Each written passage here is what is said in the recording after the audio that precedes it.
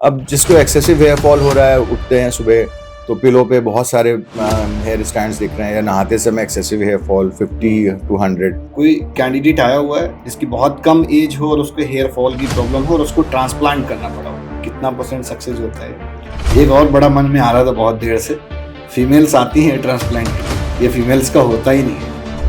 आज के टाइम पे बहुत लड़के हैं जो जिम करते हैं, जी जो यंग्स जी। हैं, मेंटेन करके रखते हैं, बहुत प्रोटीन लेते हैं, बॉडी बिल्डिंग की वजह से उनके हेयर लॉसेस बहुत होते हैं। लोगों को कब डॉक्टर के पास जाना चाहिए? घरेलू नुस्खे बहुत सारे लोग करते हैं जी कभी कोई लोग प्याज का वो निकाल के पानी लगा रहे हैं, जी जी और मतलब तरह तरह के तरीके हैं जी। और कुछ लोग बोलते हैं कि हेयर स्पा करा लो, उससे मतलब हेयर लॉस कम हो जाएगा। बहुत सारे सैलून्स में इन जनरली लोग बात करते हैं, डिस्कस करते हैं, तो वो लोग सजेस्ट कर देते हैं विग लगा लो, विग के बिल्कुल। लिए सजेशन देते हैं। तो ये अच्छा ऑप्शन है। उसके क्या ड्रॉबैक्स हैं? बियर्ड ट्रांसप्लांट के लिए भी लोग आते हैं, ये एक बहुत मेजर प्रॉब्लम है यंग्स के लिए, हालांकि जितने भी यंगस्टर्स हैं, क्योंकि जब मैरिज वाली एज होती है, इस पे मूवी भी 2 आई हुई थी, जी जी एक बाला और एक कोई उजड़ा चमन मूवी है, जी जी तो उसमें भी इस चीज का एक मेजर प्रॉब्लम था। जी तो आपके जी। पास भी ऐसे केसेस आते हैं, एक कंडीशन ऐसी भी होती होगी कि हेयर ट्रांसप्लांट नहीं हो पाता होगा, वो कौन सी है?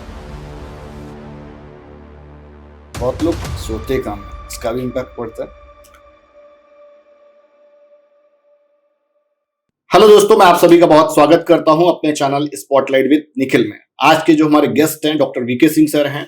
डॉक्टर की सीरीज गोइंग ऑन है, तो आप सभी इस चैनल पर बने रहें। मैनेजिंग डायरेक्टर हैं हेल्थ लाइन क्लिनिक के, और पिछले 15 सालों से इस फील्ड में वर्किंग है। Orthopaedic surgeon and aesthetics physician भी हैं। मोस्ट वेलकम है सर आपका हमारे चैनल पे। आपने थाउजेंड्स ऑफ सर्जरीज कर रखी है, मतलब ट्रांसप्लांट कर रखे हैं। कनपुरिया भाषा में कहें तो बहुत सारे लोग आते होंगे आपके पास, गारंटी जी मांगते हैं, जी बिल्कुल। तो आपके पास ऐसे लोग आते हैं? जी बिल्कुल आते हैं, और क्योंकि बहुत सारी ट्रांसप्लांट क्लिनिक्स ने इस तरीके के विज्ञापन चलाए हुए हैं कि 100% गारंटी और 100% रिजल्ट्स। सो जो भी लोग आते हैं, तो मेरा तो यही कहना है कि एज अ सर्जन की कोई भी मेडिकल प्रोसीजर कहीं भी कराएं तो गारंटी शब्द का प्रयोग करना मेडिकल फील्ड में या कंसल्टिंग में इट्स वेरी रॉन्ग प्रैक्टिस। क्योंकि हम लोग जो भी ट्रांसप्लांट करते हैं, आपके ग्राफ्ट्स आपके डोनर एरिया से एक्सट्रैक्ट करके आपको इम्प्लांट करते हैं। Now it depends upon the patient also कि अपनी लाइफस्टाइल कैसे रखता है। सेडेंटरी लाइफस्टाइल है, जो उसको प्रिकॉशंस बताए गए हैं वो मेंटेन करता है, तो रिजल्ट काफी हद तक पेशेंट्स के ऊपर भी होता है। ये कह देना कि मेरी 100% गारंटी है, और फिर कुछ क्लिनिक्स तो यहाँ तक कहते हैं कि क्या कहते हैं, ट्रांसप्लांट सक्सेस नहीं हुआ तो पैसे वापस। अब आप समझिए कि मनी बैक गारंटी बोल सकते। Money back guarantee. अब आप ये सोचिए ना कि कोई भी मेडिकल प्रोसीजर या हेयर ट्रांसप्लांट हमने किया, वो एक लाइफ चेंजिंग प्रोसीजर है। हम आपके डोनर एरिया से 4-5,000 ग्राफ्ट एक्सट्रैक्ट करते हैं, उसे इम्प्लांट करते हैं आपके बॉल्ड एरियाज पे। अब अगर एक सर्जरी करी गई और जिसके रिजल्ट्स किसी कारणवश नहीं आए और आपको पैसे आप वापस दे दिए गए, तो फर्स्ट ऑफ ऑल हमने तो आपका एक तो डोनर खराब किया, आपका जो क्या कहते हैं, आप सेकंड टाइम प्रोसीजर कराने के लायक हैं कि नहीं है, वो कितना ग्राफ्ट वहां बचा है वो भी नहीं पता हमको। इसलिए क्लिनिक को वाइजली चूज करना चाहिए कि वो क्लिनिक सारे नॉर्म्स को फुलफिल कर रहा है नहीं कर रहा है, और ये गारंटी वाले विज्ञापनों में तो बिल्कुल भी नहीं फंसना चाहिए। ठीक बात। अभी तक आपके पास में मिनिमम एज ग्रुप का कोई कैंडिडेट आया हुआ है जिसकी बहुत कम एज हो और उसको हेयर फॉल की प्रॉब्लम हो और उसको ट्रांसप्लांट करना पड़ा हो? जी एक्चुअली इस समय अर्ली एज पे बॉल्डनेस बहुत ज्यादा बढ़ चुकी है। हम अगर अपनी क्लिनिक की बात करें तो we have treated a patient of 21 years old. तो उसका 21 ईयर? 21 years, yes. बिकॉज उसका किसी जॉब सिलेक्शन हो गया था और उसको जॉब 6-8 महीने बाद ज्वाइन करनी थी, बट वो ऐसे बॉल्ड हेड के साथ नहीं ज्वाइन करना चाहता था। So he was searching for the right clinic, so he came to us. तो हम लोगों ने उसका हेयर ट्रांसप्लांट किया। Now he is very happy and the results are very good. So he is joining in a month और 2 बहुत now. सारे लोग ऐसे भी आते होंगे जो सोशल प्रेशर की वजह से भी कराते हैं। जी हाँ, बहुत सारे रीजंस हैं एक्चुअली। आज की डेट में people who are searching for jobs, or even who are in their kind of planning their marriage, and they are very hesitant because of their bald looks. So they are also a major concern of confidence, lack of confidence. while job interviews or even marriage or even look wise. Board look वाले में कुछ है option, कुछ किया जा सकता है उसके बाद? मतलब अगर हेयर्स एकदम बोर्ड लुक आ गया, hair transplantation is the only treatment for baldness. अगर जहां से आपकी जड़ें जा चुकी हैं, जहां चिकनापन हो गया, हाँ. पूरा गंजापन, वहां पे आप कोई भी सॉल्यूशन नहीं है कोई उस जगह. जुगाड़ नहीं.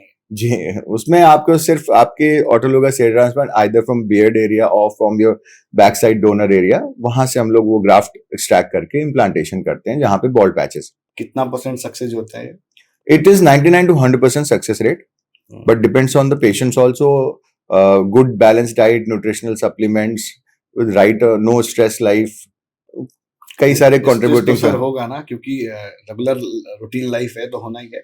इसको न्यूट्रिएंट्स को आप थोड़ा सा अगर ब्रेक करें कि स्पेसिफिक भाई किस चीजों का ध्यान रखना चाहिए, या लोगों में अवेयरनेस कम होती है बहुत सारी चीजों को, या हम उतना सीरियस नहीं लेते हैं जी, बिकॉज जब तक हम लोग बहुत आउट ऑफ द बॉक्स नहीं चले जाते ना, बहुत मेजर प्रॉब्लम जब आ जाती है तब हम डॉक्टर के पास जाते हैं. जी जी, सही कह रहे हैं. सी, पहली बात तो बैलेंस डाइट से बेटर कोई रिप्लेसमेंट नहीं है. The diet should be rich in proteins, minerals, vitamins and lot of fresh fruits, lot of proteins, because all these are essential. When in sedentary lifestyle, people are having snack diet or even less of diet or irregular diets. So people will get deficient in the nutritional requirements which is required for the hair growth or skin retentions. But there are additional like vitamin B12, vitamin D, and a lot of like biotin supplements are there which you can take for healthy hair of your health of your hair. लोगों को कब doctor के पास जाना चाहिए? एक stage आती होगी, एक तो है बेसिक बहुत 10-5 बाल रोज हेयर फॉल हो रहे हैं, 10-15 बाल गिरना तो रेगुलर है. बेसिक है. बालों की साइकिल होती है, गिरना और फिर से ना फिर निकलना. से ना निकल. कुछ लोगों के सिर्फ गिरते रहते हैं, निकलते नहीं. ये कैसे पता चलेगा किसी को? अब जिसको एक्सेसिव हेयर फॉल हो रहा है, उठते हैं सुबह तो पिलो पे बहुत सारे हेयर स्टैंड्स दिख रहे हैं, या नहाते समय excessive hair fall 50 to 100, so that considers under a hair fall category. That patient should visit a doctor. बहुत सारे प्रोडक्ट्स ऐसे आ गए हैं, शैम्पू ले लो आप, या ऑयल ले लीजिए, या सीरम्स ले लीजिए, वो बोलते हैं कि भाई आपके बाल गिरेंगे ही नहीं, गारंटी भी देते हैं. फिर से गारंटी शब्द जो लोग यूज करते हैं वो एक तरह से गुमराह कर रहे हैं जनता को. तो कोई भी प्रोडक्ट आप यूज कर सकते हो, वो सर्टेन एक्सटेंट तक काम करता है. और जहां तक बालों के गिरने के, तो मैंने वही बोला, इंटरनल प्रॉब्लम्स जैसे किसी को थायराइड इश्यूज हैं, personal lifestyle, smoking, alcohol, genetic तो रहता ही है, जिनके अनुवांशिक है, परिवार में है. जेनेटिक तो अलग हो गया. जी जी जी. अल्कोहल कितना, मतलब रेगुलर रूटीन अल्कोहल एक्सेसिव मात्रा में, देखिए alcohol consumption is harmful to your health, नहीं करें तो अच्छा है. और बट अल्कोहल से डिहाइड्रेशन वगैरह होता है, उसकी वजह से न्यूट्रिशन टू हेयर होता है, रुक जाता है. और स्मोकिंग से ब्लड फ्लो रिड्यूस हो जाता है, तो उससे भी बालों की हेल्थ पे इफेक्ट पड़ता है. ठीक बात. ये एक बहुत मेजर प्रॉब्लम है यंग्स के लिए, हालांकि जितने भी यंगस्टर्स हैं, क्योंकि जब मैरिज वाली एज होती है, तो इस पे मूवी भी 2 आई हुई थी. जी जी. बाला और एक कोई उजड़ा चमन मूवी है. जी जी. तो उसमें भी इस चीज का एक मेजर प्रॉब्लम था. जी, तो आपके पास भी ऐसे केसेस आते हैं कि लोग शादी से पहले ट्रांसप्लांट के लिए बहुत केसेस आते हैं जो मैरिज प्लान करते हैं और मैरिज से पहले ट्रांसप्लांट प्लान करते हैं 1-2 साल पहले. इट्स लाइक प्री वेडिंग, जैसे प्री वेडिंग के लिए जाते हैं उससे पहले, बिकॉज दे नो कि the growth of hair starts from the 4th month and the result comes like around 8 to 9 months from the date of surgery. मतलब 1 साल लेके चले. 1 साल लेके चले for 100% results. क्या बात है. एक पीआरपी थेरेपी भी है और ट्रांसप्लांट हो गए, दोनों अलग अलग चीजें हैं. कब पीआरपी का नीड होता है और कब हमको ट्रांसप्लांट कराना रहता है? See, early stages of hair fall है या अर्ली स्टेजेस ऑफ बॉल्डनेस में अगर हम पीआरपी थेरेपीज लेते हैं, which is highly effective, because हम आपके ब्लड से प्लाज्मा को एक्सट्रैक्ट करते हैं, which is rich in growth factors and platelets, which are very essential for a hair to grow. So we inject it directly in your scalp.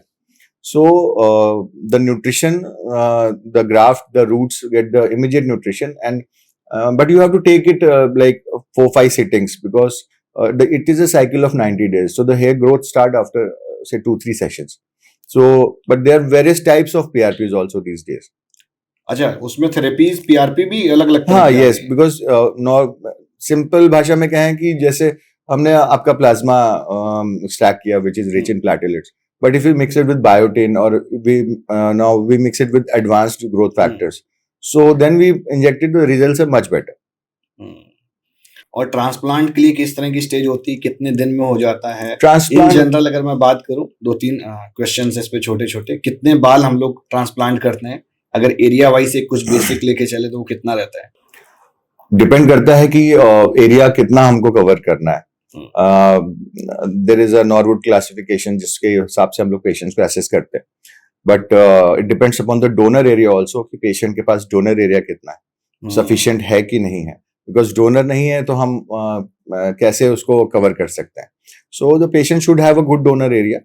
And जहां तक therapies की बात है, मैं पीआरपी आपको एक्सप्लेन कर चुका हूँ. अभी पीआरपी थेरेपी हम लोग ट्रांसप्लांट के साथ करते ही करते हैं, क्योंकि हमारे ट्रांसप्लांटेड हेयर तो रहेंगे, बट अगर पीआरपी थेरेपीज नहीं करेंगे तो जो आपके एग्जिस्टिंग हेयर उनकी क्वालिटी खराब ना हो जाए, इसलिए पीआरपी पैकेज वो भी मैंडेटरी वो मैंडेटरी रहती है ट्रांसप्लांट के बाद 4-5 सेशंस. तो ट्रांसप्लांट जैसे फॉर एग्जांपल किसी को कराना है जी तो वो सेम डे हो जाता है? जी हाँ, सेम डे होता है, बट उसके पहले प्री सर्जिकल ब्लड टेस्ट की कोई एग्जिस्टिंग इलनेस तो नहीं है पेशेंट को, वो किसी और बीमारी से तो नहीं ग्रसित है, रूट कॉज क्या है. क्योंकि अगर मान लीजिए थायराइड लेवल्स ही उसके हैं तो हम लोग ट्रांसप्लांट कर भी देंगे और थायराइड को मैनेज नहीं करेंगे, थायराइड लेवल्स को, तो वो भी रिजल्ट्स नहीं आएंगे पेशेंट्स में. एक कंडीशन ऐसी भी होती होगी कि हेयर ट्रांसप्लांट नहीं हो पाता होगा, वो कौन सी है? कंडीशन जिसमें कि डोनर एरिया नहीं है, जैसे मैं बोल चुका हूँ. दूसरे मेडिकल कंडीशंस हैं कि पेशेंट एलर्जिक है हमारे मेडिसिन से जो हम लोग यूज करते हैं. थर्ड कंडीशंस हैं जिसको स्किन कंडीशंस हैं, सोरियासिस वगैरह हो गई, इन सब पेशेंट्स में अवॉइड करते हैं. Patients having asthma, so all this patients में हेयर ट्रांसप्लांट नहीं कराना चाहिए. बिफोर हेयर ट्रांसप्लांट हम लोग कौन कौन से चेकअप्स करते हैं? बिफोर ट्रांसप्लांट हम लोग फुल बॉडी चेकअप करते हैं, ऑल ब्लड टेस्ट सारे होते हैं, वायरल स्क्रीनिंग होती है. ब्लड टेस्ट में ये देखा जाता है कि patient is fit for surgery और नॉट, क्योंकि रूटीनली अदर क्लिनिक्स या जो इस स्टैंडर्ड अप्रोच को नहीं फॉलो करते तो वहां पे कॉम्प्लिकेशंस देखे गए हैं. तो एक सेट ऑफ प्रोटोकॉल है ब्लड टेस्ट का जो हम करते हैं, जिसमें कि thyroid levels, liver, kidney test, complete blood profile, ये सारी चीजें एनालाइज करते हैं. ये बेसिक है, इसके बाद ही हम एनालाइज करते हैं, इसके बाद ही हम एनालाइज करते हैं, क्योंकि अगर ब्लड लेवल्स में कुछ प्रॉब्लम्स हैं तो we have to correct it before the procedure, not after the procedure. Right. घरेलू नुस्खे बहुत सारे लोग करते हैं. जी कभी कोई लोग प्याज का वो निकाल के पानी लगा रहे हैं, जी जी और मतलब तरह तरह के तरीके हैं. जी. और कुछ लोग बोलते हैं कि हेयर स्पा करा लो, उससे मतलब हेयर लॉस कम हो जाएगा. टू अ सर्टेन ऐसे एक्सटेंट पेशेंट आते हैं आपके पास जो बहुत इस चीजों को सब आजमा चुके हो? जी आते हैं, और टू अ सर्टेन एक्सटेंट ही ये टॉपिकल सॉल्यूशन जो कहते हैं, जो ऊपर से हम लोग लगाते हैं, ऑयल या शैम्पूज या फिर जो हेयर स्पा की बात कर रहे हैं, तो एक लिमिटेड एक्सटेंट है इनके सक्सेस का. गारंटी या फिर ये सब चीजें जो यूज करते हैं वो तो गलत है, बट हाँ आपको फाइंड आउट करना पड़ेगा कि why this condition is there, why I am having hair fall. Either I'm vitamin deficient, or I'm iron deficient, or I'm having a irregular levels of thyroid. So आपको अपनी weakness तो निकालनी the पड़ेगी. root cause we have to identify. There is something, some problem within you. That is why this problem is happening. And of course, if somebody has a genetic predisposition, तो उसको नहीं control कर सकते. एक आदिवासी oil के बारे में आपने सुना होगा, बड़ा वायरल चल रहा था बीच जी में. जी उसमें लंबे लंबे से हेयर दिखाते हैं. जी ये क्या है? जी. कोई भी ऑयल, आदिवासी ऑयल हो, उसका मैंने बोला ना, आप मॉइस्चराइजिंग आप कर सकते हैं, आप उसको स्कैल्प पे लगाते हैं, आप उसकी मालिश करते हैं तो ब्लड सर्कुलेशन इंप्रूव होता है, तो एक सर्टेन लेवल तक वो हेल्प करता है. बट जो बॉल्ड एरियाज है वहां पे हेयर ग्रोथ कोई भी ऑयल, कोई भी थेरेपी नहीं कर सकती. बोल्ड एरिया में कोई काम नहीं कुछ काम नहीं आ सकता. वहां का सोल्यूशन सिर्फ ट्रांसप्लांट है. जी. एक सर बड़ा इंपॉर्टेंट पॉइंट है, और मुझे लगता है कि ये घर में हर दूसरे बच्चे के अंदर हो जाता है, कि जैसे आई साइट का प्रॉब्लम रहता है आज के टाइम पे, वैसे हेयर का हो गया है. धीरे धीरे करके उसके बाल कम होने लगते हैं, उसकी मम्मी पहले से चिंता करने लगती है. जी तो उनके लिए कुछ अच्छा सा डाइट रूटीन, जी जी कि भाई ये खाना ही चाहिए, जी. तो उस तरह का बताइए कुछ. जी देखिए, डाइट में अगर बात करें तो प्रोटीन रिच डाइट होनी चाहिए. आप वेजिटेरियन हैं तो दालें इंक्लूड होनी चाहिए. क्या कहते हैं, पनीर हो गया, ये सारी चीजें। अगर आप वेज हैं, अगर आप नॉन वेजिटेरियन हैं तो आप चिकन वगैरह एनिमल सोर्सेज जो होते हैं प्रोटीन के, वो आप यूज कर सकते हैं, एग्स वगैरह। तो ये सारी चीजें बहुत इंपॉर्टेंट है। फिर exposure to sunlight is very important. आजकल बच्चे इंडोर्स ही रहते हैं, लेस ऑफ स्क्रीन टाइम, कि स्क्रीन एक्सपोजर ना रहे, more physical they are, outdoor sports करें। So all these things will contribute to healthy life and the health of even overall health, not even hairs. बहुत लोग सोते कम है, इसका भी इम्पैक्ट पड़ता है जी, because irregular sleeping will contribute to your stress levels. And stress levels, then there are hormonal changes, hormonal issues. So those will contribute to hair fall. पहले तो बहुत सारे बच्चे दिख जाते हैं जिनके बड़े से बाल हुआ करते थे जी, अब ऐसे नहीं दिखते हैं जी। इसके मेजर क्या रीजन होंगे? जैसे बोला, सेडेंटरी लाइफस्टाइल, स्क्रीन टाइम हो गया, स्ट्रेस आजकल बच्चे बहुत लेते हैं, तो इन सब चीजों को अवॉइड करें, खुश रहें, मस्त रहें। आप तो करीब 15 सालों से इस फील्ड में हैं जी।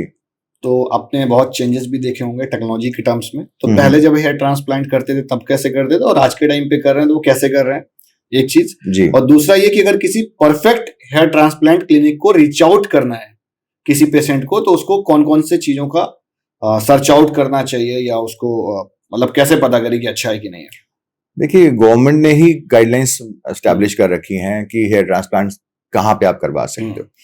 पहली बात तो एक हॉस्पिटल सेटअप में होना चाहिए जिसके पास सारे सुविधाएं हैं, इमरजेंसी, आईसीयू, ऑक्सीजन लाइंस, सारे इक्विपमेंट्स हैं। और अगर आप किसी क्लिनिक से भी करा रहे हैं तो वो clinic should be associated with the hospital in case of any adverse reaction, और वो वहां पे तुरंत उसको एक्शन लिया जा सके।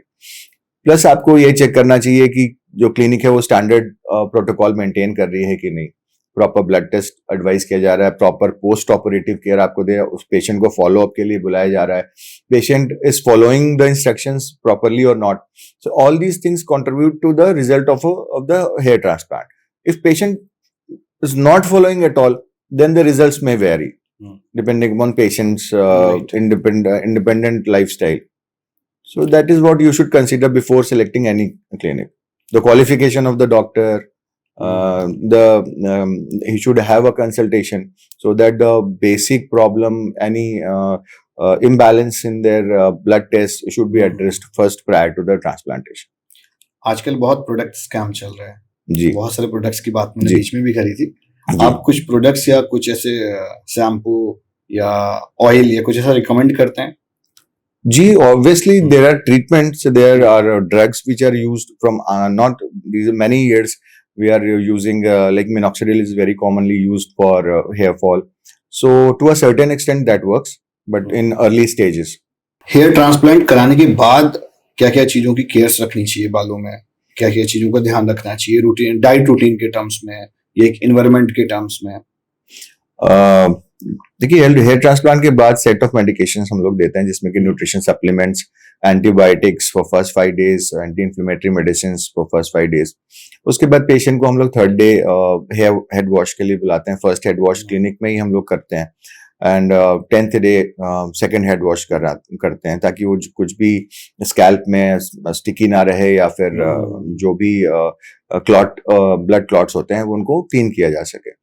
फिर पेशेंट को ये सारी चीजें बताई जाती हैं कि आप स्क्रैच नहीं करना है first 15 days to 20 days, exposure to direct sunlight नहीं होना चाहिए, अवॉइड करना चाहिए, सर्जिकल कैप पहननी चाहिए, आपको हेलमेट नहीं लगाना है, आपको विगरस एक्सरसाइजेस नहीं करनी है, एक मंथ थोड़ा सा सेटल लाइफ रखनी है, बैलेंस डाइट लेनी है और जो मेडिकेशंस हम लोग दे रहे हैं और रेगुलर फॉलोअप करना है, every month PRP session attend करना है ताकि हम लोग ग्रोथ भी असेस कर सकें कि भाई शेडिंग फेज है, first 3 months are shedding phase जिसमें कि हम जो भी रूट्स इम्प्लांट करते हैं तो जो फॉलिकल्स होते हैं वो शेड होते हैं because they are in new atmosphere. From 4th month growth start होती है। So regular follow up, regular clinic visit so that results अगर कहीं हमको कॉम्प्रोमाइज लग रहे हैं तो we can add some medications और वी कैन। ऐसा नहीं करना चाहिए कि ट्रांसप्लांट कराने के बाद गायब नहीं हो जाए। बहुत सारे लोग ऐसे भी होते होंगे ट्रांसप्लांट कराया उसके बाद आगे का प्रोसेस नहीं करते होंगे। कई पेशेंट्स ऐसे हैं जो नहीं लेते होंगे, अब्रॉड रहते हैं, फिर वो 1 महीने के लिए आए, उन्होंने ट्रांसप्लांट कराया। मैं एक्सप्लेन करता हूँ कि आप बाहर भी रहें तो पीआरपीज वगैरह वहां पे लें, तो अब वो वहां पे मैं फॉलो अप नहीं कर सकता पेशेंट, फिर वो पेशेंट 1 साल बाद आते हैं अगर कुछ प्रॉब्लम होती है, विजिट करते हैं। जब बियर्ड ट्रांसप्लांट के लिए भी लोग आते हैं जी बिल्कुल आते हैं। आज के युवाओं में जो है जिनके बियर्ड नहीं है उनके अंदर भी वो बहुत लैक ऑफ सारे मतलब कॉन्फिडेंस, एडवर्टीजमेंट में मैंने पीयर देखा प्रेशर, हुआ है। वो हाँ लोग चढ़ाते हैं इस हाँ तरीके हाँ, से, होता है। तो वो भी आते हैं केसेस। तो बियर्ड ट्रांसप्लांट भी हमारे यहाँ बहुत सक्सेसफुली होता है। तो उसका भी सिमिलर प्रोसेस होते सिमिलर हैं प्रोसेस है, ट्रांसप्लांट। बट उसके लिए हम लोग हेयर्स कहाँ से लेते हैं? वही donor area same is same same area से। Because that area is okay. Immune to hair fall. But उसमें काफी चीजों का ध्यान रखना पड़ता है, क्योंकि बियर्ड जो है is a front of your face, it's not like we are filling here. So the design of the beard is very important, selection of graft is very important. Patient wants a particular kind of beard कि मुझे ऐसे ही चाहिए from, हाँ हाँ हाँ so हाँ। That way we have to design that, we have to select the grafts and we have to do it very precisely during. बहुत सारे लोग अपने हेयर्स को कलर कर लेते हैं, जी आपने देखे होंगे। अब आजकल तो लाल पीले हरे नीले सारे हो जाते हैं। जी तो इसका इम्पैक्ट हेयर फॉल में कितना बढ़ता है, या जब कभी ये इन फ्यूचर हेयर ट्रांसप्लांट के लिए आते होंगे तो उसमें कुछ प्रॉब्लम फेस करने को मिलती है, या दोनों केसेस में डिफरेंस रहता है?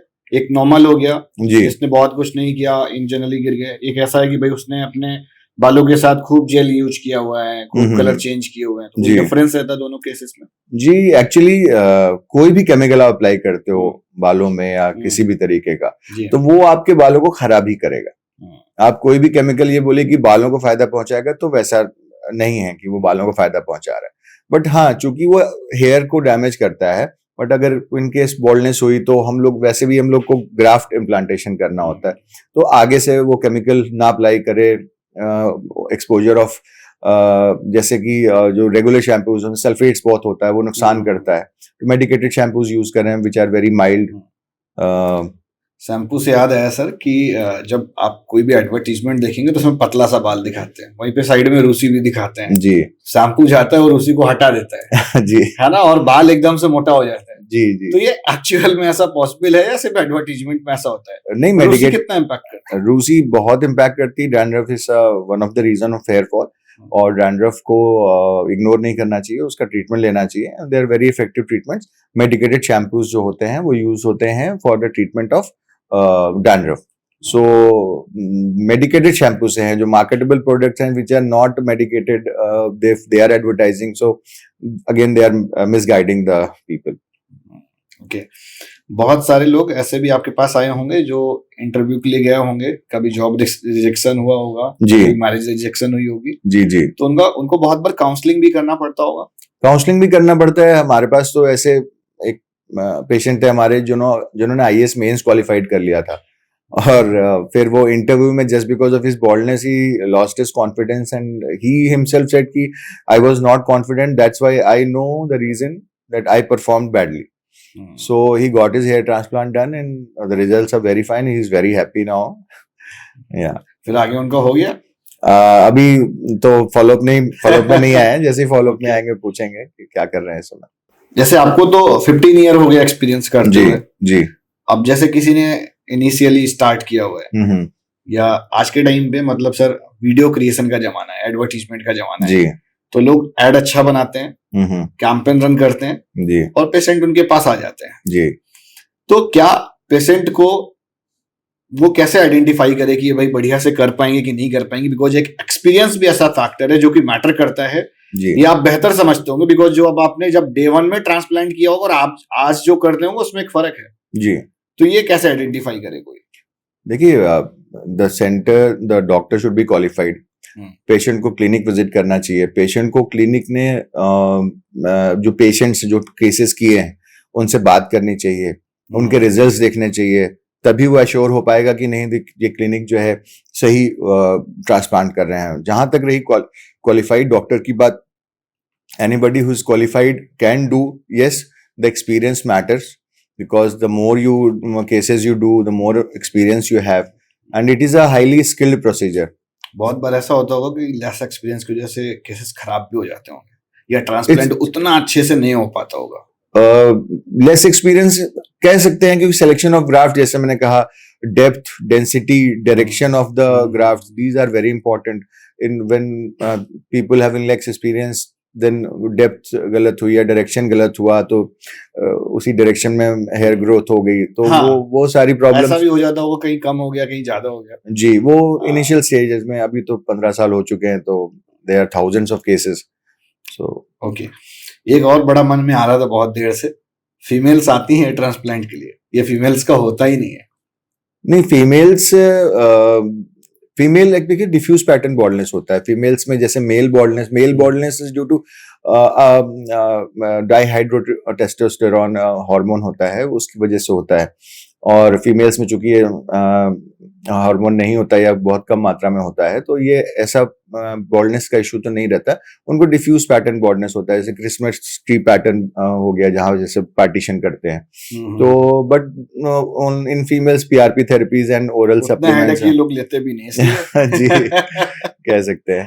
आज के टाइम पे एक चीज और कॉमन है कि कुछ लोगों का तो एकदम यहाँ से स्टार्ट हुआ तो इधर तक गिर रहा है, कुछ का बीच बीच में गिर जाता है, मतलब पैचेज बन जाते हैं hair जी में। जी, हाँ, तो वो कैसे? ये एलोपेशिया एरियाटा करके एक कंडीशन है जिसमें कि पैची हेयर लॉस होता है। फॉर दैट पेशेंट को डॉक्टर को दिखाना पड़ेगा, कंसल्टेशन पड़ेगा, उसका ट्रीटमेंट डिफरेंट होता है। उसमें इंट्राडर्मल इंजेक्शंस रहते हैं, ओरल ट्रीटमेंट्स रहते हैं, और वो असेसमेंट करना पड़ता है patient to patient case basis पे। उसमें भी ट्रांसप्लांट हो जाता हो? उसमें इनिशियली जब तक वो कंडीशन ट्रीट नहीं हो जाती तब तक हेयर ट्रांसप्लांट नहीं कर सकते। जब वो कंडीशन पूरी तरीके से खत्म हो जाती है, उसके बाद अगर पैचेस हैं तो ओवर पीरियड ऑफ 6 मंथ्स अगर हेयर फॉल नहीं हो रहा है, पैची हेयर लॉस नहीं हो रहा है, तो उसमें ट्रांसप्लांट कर सकते हैं, and the results are good. बहुत सारे सैलून्स में जनरली लोग बात करते हैं, डिस्कस करते हैं, तो वो लोग सजेस्ट कर देते हैं विग लगा लो, विग बिल्कुल के लिए सजेशन देते हैं। तो ये अच्छा ऑप्शन है, उसके क्या ड्रॉबैक्स हैं? विग वाले काफी पेशेंट्स आते हैं, एक्चुअली उनको वो एक सस्ता सोल्यूशन दिखता है और इमीडिएट दिखता है, बट द प्रॉब्लम विग की जो ग्लूज वगैरह यूज करते हैं उसके लिए फिर वो जो स्किन है वो स्किन डैमेज हो जाती है, उनके जो थोड़े बहुत एग्जिस्टिंग रूट्स होती हैं वो भी वहां से डिमिनिश हो जाती हैं। तो उसके बाद अगर हम वो लोग ट्रांसप्लांट का ऑप्शन यूज करते हैं तो उनमें ट्रांसप्लांट करने में थोड़ी सी प्रॉब्लम भी आती है, क्योंकि वो स्किन लूज हो जाती है और जो उनके एग्जिस्टिंग हेयर्स होते हैं वो डैमेज या पूरे जा चुके होते हैं। विग तो से एग्जिस्टिंग वाला भी डैमेज होना शुरू हो जाता है? हाँ, जिस एरिया पे विग अप्लाई हुई है वो तो वहां पे फिर ना सनलाइट ना कुछ एक्सपोजर नहीं है, जो तो बीच वो बीच में रह जाते होंगे, मतलब जैसे हेयर जी वो जी वाले हाँ, आप बोल रहे हैं, है ना? वो भी डैमेज हो जाते वो हैं, भी damage जो हो थोड़े बहुत हैं वो भी खराब हो, जो स्किन है वो भी चले गए। जो स्किन है वो भी खराब हो गई, तो उसमें ट्रांसप्लांटेशन में भी प्रॉब्लम आती है। So wig is not a permanent solution. आज के टाइम पे बहुत लड़के हैं जो जिम करते हैं, जी जो यंग्स है, जी, सब मेंटेन करके रखते हैं, बहुत प्रोटीन लेते हैं, बॉडी बिल्डिंग की वजह से उनके हेयर लॉसेस बहुत होते हैं। जी, देखिए एक्चुअली अनट्रेन्ड जो ट्रेनर्स हैं वो बच्चों को सप्लीमेंट्स बड़े बड़े डब्बे सजेस्ट करते हैं, बड़े बड़े डब्बे सजेस्ट करते हैं, और कुछ लोग स्टेरॉइड्स भी लेते हैं। तो all these are very bad for health. अगर जिम करना है और बॉडी, तो नेचुरल प्रोटीन सप्लीमेंट्स और इन सब पे फोकस करें। उससे हार्मोन्स जो प्रोडक्ट्स वो देते हैं उससे हार्मोनल इम्बैलेंस होता है, अगेन हार्मोनल इम्बैलेंस से rise in testosterone levels and then again hair loss.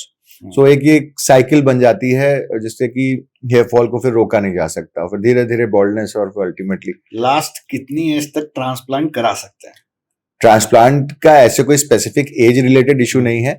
If the patient is medically fit, he has not any medical problems, any illness, तो वो ट्रांसप्लांट करा सकता है। बट उसे कोई इलनेस है या मतलब किस तरह की डिसीज या इलनेस जो आप बता रहे हैं? अब जैसे high level of diabetes, uncontrolled diabetes, we don't do until unless the diabetes is control, नहीं करते फिर हम। हाँ, उस पे नहीं करते। यानी स्किन कंडीशंस जो स्पेसिफिक है, स्किन डिजीजेस, उसमें अवॉइड करते हैं। But if a patient is medically fit, he can opt for hair transplant. We have done till now, we have done patient till 65 years we have done.